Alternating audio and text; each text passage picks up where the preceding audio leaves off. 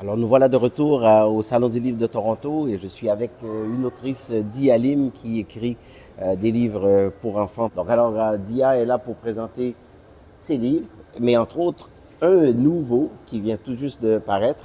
Et quelle était ta source d'inspiration? Moi je connais tes Amandines, mais je ne connais pas celui-là. Oui, mais il y a aussi de la cuisine dedans, comme Oui, dans les amandines. oui. Mais ma source d'inspiration, c'est deux choses. C'est moi-même, mon passé, mon passé d'immigrante Oui. au Canada, parce que c'est un livre qui raconte l'histoire des immigrants. Mais deuxième inspiration, c'est mon amie qui est libanaise et à travers laquelle j'ai appris beaucoup sur les Libanais et notamment à partir de la cuisine.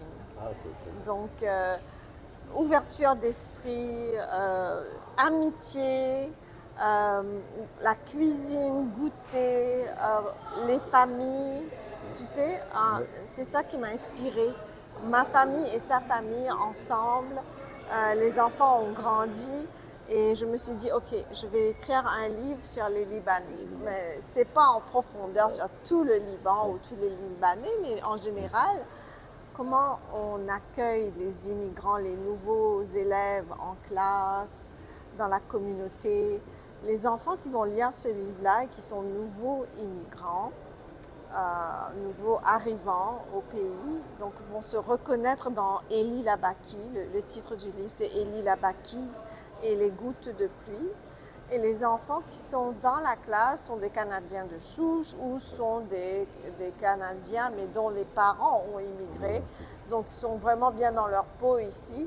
Je voudrais, ma vision, mon objectif avec ce livre-là, c'est que ces enfants qui sont d'ici accueillent les nouveaux arrivants. Donc c'est un livre simple pour les petits. Et très facile à lire, des belles couleurs en plus, beaucoup de... C'est très aéré, donc c'est très bien pour ça, oui. J'ai eu beaucoup de plaisir à travailler avec Bouton d'Or Acadie, un éditeur qui est en Acadie et qui pour la première fois m'a invité à être une autrice à publier chez eux.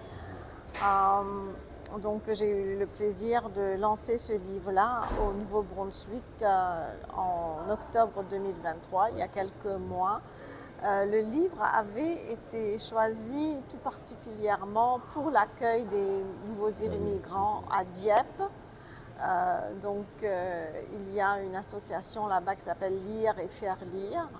Ce sont les gens qui sont des retraités qui vont dans les écoles et qui vont lire aux élèves de deuxième année. Génial. Je trouve que c'est Génial. une très belle initiative.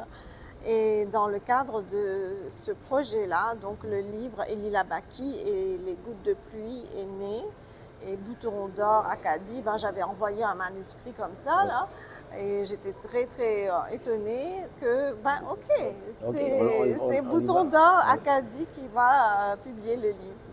Donc, tu peux voir à l'intérieur du livre, dans la page, à l'intérieur de la page couverture, il y a la calligraphie arabe.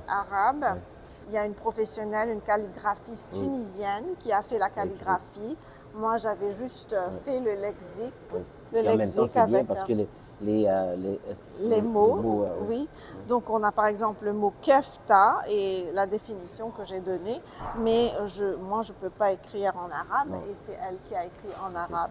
Donc, c'est vraiment un projet avec une belle équipe, moi comme autrice, Jean-Luc Trudel qui est l'illustrateur.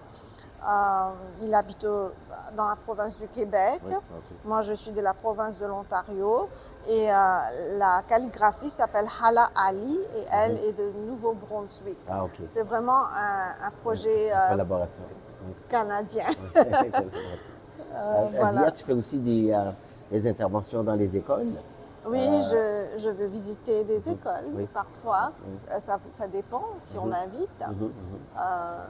J'ai présenté dans le passé plusieurs autres livres, Les Amandines, Les Madis, qui est une série sur les chiens. Mais maintenant, je fais un atelier, j'ai rencontré des écoles ici au Salon du Livre de Toronto pour parler de diversité culturelle et d'immigration Oui. aux élèves, parce que c'est quelque chose de nouveau pour les élèves. Même quand on est un immigrant soi-même, on ne rencontre pas souvent des livres qui parlent d'immigration. Donc c'est assez nouveau pour ces élèves. Et je pense que j'ai bien commencé avec ce livre-là dans les écoles. Alors, une chose que je remarque, Dia, il y a toujours de la nourriture présente dans tes, Je sais pas, dans tes histoires. j'adore. Ben, en fait, avec la nourriture, Oui. ça donne faim aux enfants, Oui. mais aussi on peut découvrir les cultures. Moi, Exactement. j'ai écrit plusieurs différents livres sur différentes cultures, le Japon, maintenant les Libanais, le Liban. L'Angleterre, la France, avec les amandines, la galette des rois et tout Oui. ça, il y a beaucoup de culture dedans. Donc, ça n'arrête pas, mais la cuisine, ça me donne faim. J'aime décrire les nourritures, les sauces. On dit C'est toujours ce que qui me plaît. c'est un lien universel, la Oui. nourriture, pour rejoindre les autres.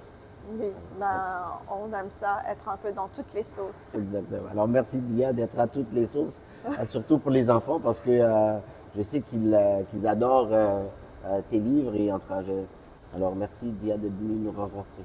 Merci, Gabriel. Tout de suite. Alors, on continue avec, à être au Salon du Livre de Toronto. Donc, on vous invite à venir nous visiter. On va être ici jusqu'à dimanche après-midi.